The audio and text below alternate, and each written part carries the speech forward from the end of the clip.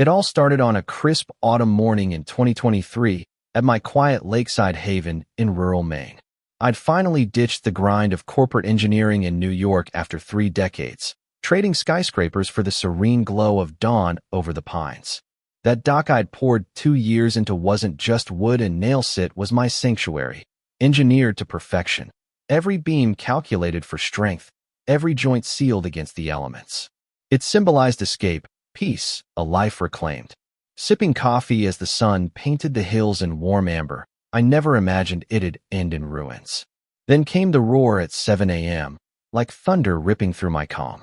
I bolted up to see a demolition crew tearing into my dock with sledgehammers and chainsaws, splinters flying into the lake like shrapnel from a battlefield.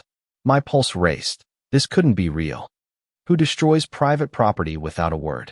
Standing there, clipboard in hand and a smug grin plastered on her face, was a woman I'd never met. Mid-40s, sharp suit screaming old money, dark hair pulled tight. She radiated that fake confidence of someone who'd bullied her way through life. "Emergency code violation, Mr. Thompson," she sneered, flashing what looked like official papers and a badge. "This eyesore's a hazard. County orders immediate takedown." I charged down, yelling for them to stop, my voice cracking with fury. "This is my land, you got no right." But she just tilted her head, that icy smile unwavering. My neighbor Daniel, a retired town clerk out for his jog, skidded to a halt, eyes wide. He'd handled enough paperwork in his day to spot a fake from afar. "Hold up," he barked, squinting at her badge. "I know every inspector in this county, lady. That thing's bogus, and so's your story.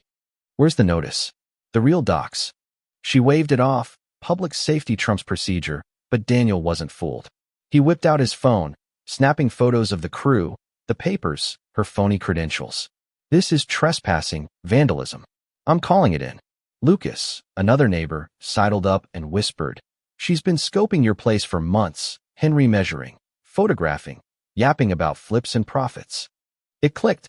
This wasn't some mix-up. This was sabotage, a calculated hit to grab my slice of paradise for her gain. The crew, realizing they'd been duped into crime, packed up fast, leaving my masterpiece in tatters. $25,000 in custom work reduced to floating debris. She Victoria Lang, as Daniel ID'd her, shot me a venomous glare before vanishing into the woods, promising without words that the war had just begun. That night, rage turned to resolve. Digging through old deeds in my basement, I unearthed something explosive, documents from an 1880s sawmill on this land, granting eternal water control rights. The mill had dammed and released the lake seasonally, and those powers stuck, overriding modern rules. Cross-checking maps, I saw her empire. $20 million in lakeside mansion sat smack in the old floodplains. Raise the water to historic levels, and her investments would drown. The irony burned. She'd wrecked my haven, thinking I was some pushover retiree. Little did she know, I was armed with history. Word spread quick. Linda, from down the shore, brought files from her own ordeal, identical fake notices pressuring her to sell cheap. Alex showed up with his frail parents, still shaken from her inspections on their deck. She terrorized them into thinking they'd lose everything, he fumed. Patterns emerged. Victoria targeted the vulnerable, elders mostly, with forged government threats, forcing sales at rock bottom, then flipping for fortunes. Profits hit $250,000 a pop. One victim, Mrs. Patel, broke down recounting how Victoria's harassment stripped her family's therapeutic peer vital for her grandson's mobility therapy. Without it, his condition worsened, joint stiffening, surgeries looming. Medical bills piled up while she profited off their pain. I looped in the real county folks. They confirmed no legit violations. This was federal territory, mail fraud via phony docs, elder exploitation crossing state lines into New Hampshire and Massachusetts. Detective Emily Carter from State Police pored over our evidence. "We've tracked similar scams regionally," she said, eyes narrowing. "Your stuff could bust this wide open." Agent Laura Ramirez from the FBI arrived next, sharp as a tack. She validated my water rights under heritage laws, flooding civil, not criminal, natural fallout from legal restoration. No liability for me. Her builds in flood zones were her folly. Building our case felt like assembling a fortress. We rallied victims, 12 in all, Widows and isolates she'd stalked via obits and records, calibrating threats to break them. Rachel, daughter of the late Mrs. Ellis, shared heart-wrenching timelines. Weekly violations spiked her mom's blood pressure, triggering strokes that drained savings. It was warfare, Rachel whispered, disguised as bureaucracy. Environmental expert Dr. Elena Vargas inspected the mill gears, rusted but intact in the underbrush. Victorian genius, she marveled. Restoring this boosts the ecosystem fish habitats, water purity. I filed plans, framing it as green heritage, untouchable by law. Victoria struck back hard, filing wild reports of my terrorist flood plots. Cops showed, but my Fed doc shut her down. She tried a restraining order with cooked-up witnesses, same phrasing in every statement, screaming fraud. At the town meeting she rallied, painting me as a madman. The room turned. Victims stood, one by one, exposing her reign of terror. She stole our homes, ruined my boy's health. The air crackled with outrage, her facade cracked. The decision haunted my nights tossing, weighing destruction against justice. But seeing Mrs. Patel's grandson struggle sealed it. These predators preyed on the weak. Sometimes, you fight fire with water. Dawn broke as I cranked those ancient wheels. Gears groaned. Gates opened. Runoff surged. The lake swelled, inch by merciless inch. Within hours, her flagship $10 million estate wept water through cracks.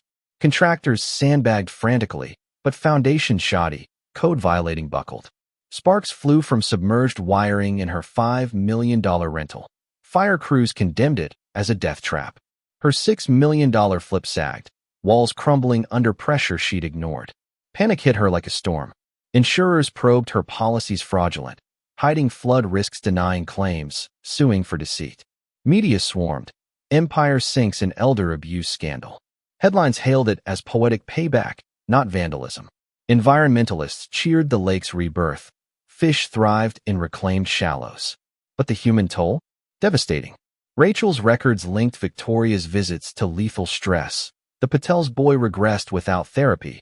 A child's laughter silenced for profit. Feds pounced. The Elder Abuse Task Force uncovered a 6-year web, targeted research on grieving seniors, forged badges, psychological blueprints. She fled with $3 million cash, nabbed at the airport, passport flagged. Charges piled. 16 counts: conspiracy, fraud, laundering, RICO for her interstate ring. Community funds swelled for victims. More testimonies poured in, painting her as a monster in pearls. Trial was theater of the absurd. Victoria fired her lawyers, opting to self-represent in a blaze of hubris. "I'm smarter than them," she boasted. Prosecutor Sophia Grant let her ramble, and oh, did she. Under cross, she bragged, "I vetted every target: finances, health, isolation. Urgency breaks them. Elders don't question authority." She admitted knowing my rights pre-attack. Obsolete, I thought, until he weaponized them. The judge halted proceedings. "You're confessing premeditation?" She doubled down, sealing her doom. Jury deliberated 90 minutes. Guilty all around. 9 years federal time, no parole. Assets forfeited, $20 million liquidated for restitution. Victims reclaimed losses. Patel's bought back a therapy shore. Ellis estate covered med bills. Her flooded ruins became public parks. My dock rebuilt, accessible for all. The lake bloomed. Ecosystem healed. Community bonded against threats. Maine tightened laws on impersonation. Feds expanded probes, saving countless elders. Looking back, exhaustion lingers, but no regret. That water wasn't vengeance, it restored balance, exposing rot. Sometimes, justice demands bold strokes when systems lag. What would you do if a predator wrecked your haven and preyed on the weak? Fight back with every legal tool, even if it meant flooding millions. Was my flood righteous justice or reckless vigilantism? Drop your thoughts below, hit like if this gripped you, and subscribe for more real-life twists that make you question everything.